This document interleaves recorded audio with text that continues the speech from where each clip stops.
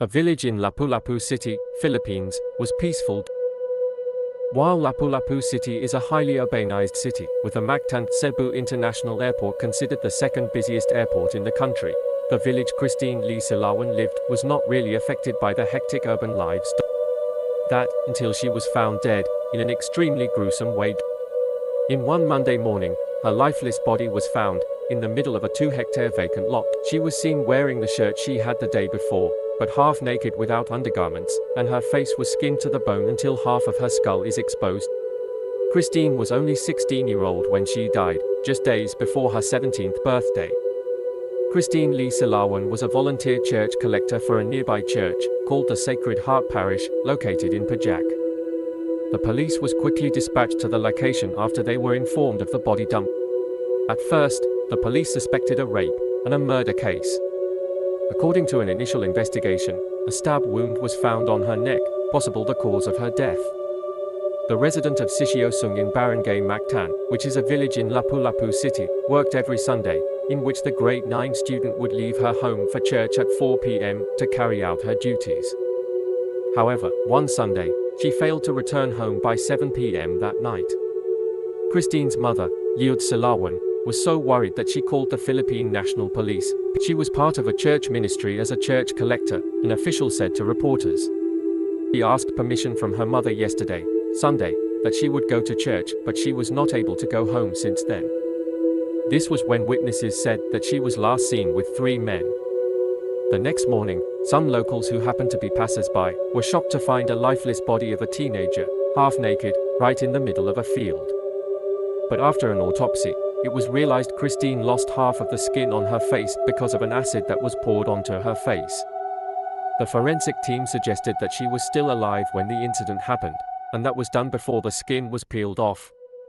Then, the forensic found that not only that she was missing the skin on her face, but her tongue, trachea, esophagus, parts of her neck, part of her right temporal hair and her right ear were also missing. The public attorney's office forensic team also confirmed that Christine was raped, based on bleeding that was found inside her genitals. While multiple stab wounds were found on her body, including her neck, the forensic team found that Christine was strangled to death using a rope. The police also thought that the killer may have been high on drugs because of how brutally Christine was murdered. The police scanned for CCTV footage throughout the location, trying to find out how Christine got there. And soon after, the manhunt began. According to the Department of Social Welfare and Development, DSWD, Christine was murdered between 6 p.m. and 7 p.m. on March 10, 2019. During the investigation, Christine appeared on CCTV, walking with a man on that Sunday evening. This was the last known footage of her. First, the police came down to a name, Jonas Martel Bueno. He was initially arrested for the murder of a 62-year-old farmer in Danao City, Cebu. But this time, he denied involvement in Christine's death. The police suspected him because of the style of the killing is strikingly similar to that of Christine's. After some more investigations, Jonas was off the hook. He has no direct link to the slay of Christine Silawan, Police Brigadier General Marcelo Morales said. Later, the police suspected a man identified as John, who was Christine's ex-boyfriend. He became the primary suspect because Christine broke up with him just a few days before her death. The police that was looking at jealousy as the possible motive investigated the conversations the two made on Facebook Messenger. The police was also looking for evidence of the suspect's usage of a fake account to lure the victim into meeting her. And based on those clues, and also because of some suspicious messages that were deleted, John was arrested at his home. But the investigation was made difficult when the relative of John said that he has an alibi. John's mother claimed that his son was playing basketball with his friends and doing household chores on the day of her murder. The suspect's mother added that her son would have been on the run if he had committed the murder. What's more, it was John himself who answered the door when the police came to the family's house with an arrest warrant. What's more, John's drug test was negative. But the police was at first certain that John is the killer, because according to the National Bureau of Investigation, NBI, eyewitness testimony and CCTV footage showed that Christine was walking away from the church, followed by John at 6:12 p.m. This is contrary to the mother's claim that he was playing basketball. While the case was considered closed, on March 19th, the police was still looking for the 2 remaining suspects. This is because some of the eyewitnesses said that 3 people were with Christine that evening. This is in line with what the forensic team said. They concluded that from the damage done to the body, Christine's mother also believes that no single person could have done such a thing. The mother had a grudge because she didn't know about the 2's relationship at all. Christine had not told her about it. As of now, I can't still believe that he was alone. In killing Christine, I didn't know about the boy. It was then realized that the whole thing was a mixed up, simply because Christine had another boyfriend.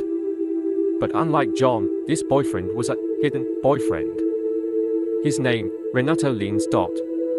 It was on April 9th that Lins was arrested by the police, where he made an extrajudicial confession for killing her, but he entered not guilty plea for the murder charges.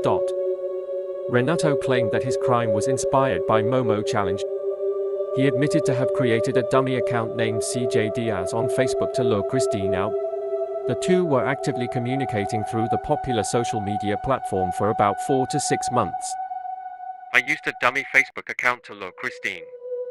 We chatted frequently until we became a couple on Facebook, he said. But it was disappointment that drove Renato to murder her. We agreed to meet personally for the first time on March 10th at Sacred Heart Parish in Lapu-Lapu City. We fought on our way to Barangay Bangkal, and that's when I killed her, he added. His disappointment stemmed when Christine was displeased when she realized Renato was much older than what she expected. Christine was also angry at Renato for deceiving her using the fake name. Renato was also disappointed when he realized that Christine had a history of sexual intercourse with her ex-boyfriend. I just learned that she already had a boyfriend, and I got mad, said Renato, who also admitted that he was using drugs at the time. According to the PNP, Renato used scissors to stab Christine over 30 times on different parts of her body. He also used that same scissors to skin her face. The purpose, according to him, is to prevent Christine from being identified. Renato explained that he learned how to flay Christine's face and neck through videos he found on social media platforms, including Facebook and YouTube. On May 24, 2020, Renato allegedly killed himself by hanging. He was found dead inside his infirmary cell of Lapu-Lapu City Jail in Sisiosung, Barangay Mactan, Lapu-Lapu City. It's worth noting though, that even when Renato was already apprehended, Christine's mother, Christine Silawan, said that she would not sign the affidavit unless her daughter's ex-boyfriend would be included in the complaint. She couldn't agree with the conditions set because the police lacked the evidence against John.